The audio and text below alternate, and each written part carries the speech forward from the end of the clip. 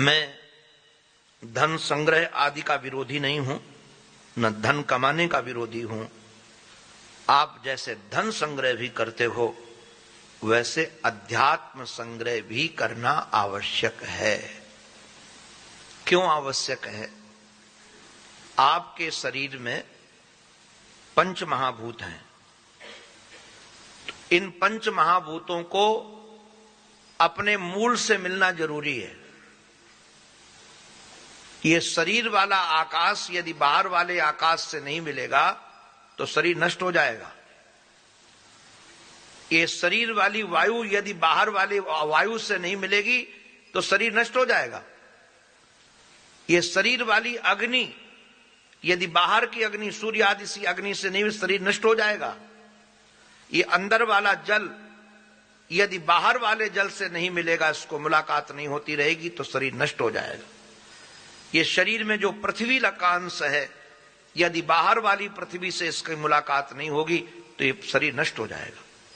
ऐसे ही ध्यान रखना, ये शरीर के अंदर जो जीवात्मा है वो परमात्मा का अंश है। यदि उससे मुलाकात तुम्हारी नहीं होगी तो तुम्हारी शांति नष्ट हो जाएगी। धन से आप शांति नहीं खरीद सकते हो। धन से आप भोजन खरीद सकते हो किंतु भूख नहीं खरीद सकते हो। धन से आप बिस्तर खरीद सकते हो किंतु नींद नहीं खरीद सकते हो। आप बिस्तर बहुत बढ़िया बना लीजिए, मकान बहुत बढ़िया बना लीजिए, नींदें नहीं होगी तो क्या करोगे? आप धन से संबंध बड़े इकट्ठे कर सकते हो किंतु संबंधों में जो सार है वो नहीं पा सकोगे। जिसलिए संबंध थे वो संबंध का सुख नहीं मिलेगा। और इसका एकमात्र साधन है अध्यात्म। आप लोगों को शायद भर में कोरोना काल में ऑक्सीजन की कीमत पता चली होगी। कोरोना काल में कि ऑक्सीजन की कितनी कीमत होती है। और ऑक्सीजन जो जहां वृक्ष ज्यादा होते हैं वहां ऑक्सीजन मिलता है, तो वृक्षों की क्या कीमत है उस समय पता चली होगी। ऐसे ही विपत्ति काल में सत्संग का पता चलता है।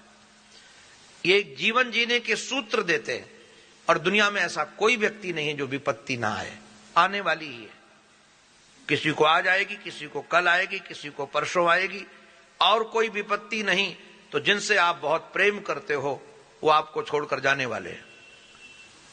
अपने बड़े बूढ़े आज नहीं तो कल जाएंगे। और जब जाएंगे यदि तुम्हारे जीवन में सत्संग नहीं है तो तुमको हिला कर जाएंगे। हमने देखा है कि कुत्ता भी घर में मर जाता है तो लोग कई बार डिप्रेशन में चले जाते हैं।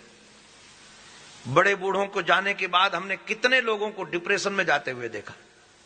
और रोग से गए हैं, वो उम्र से गए हैं, जाना जरूरी है।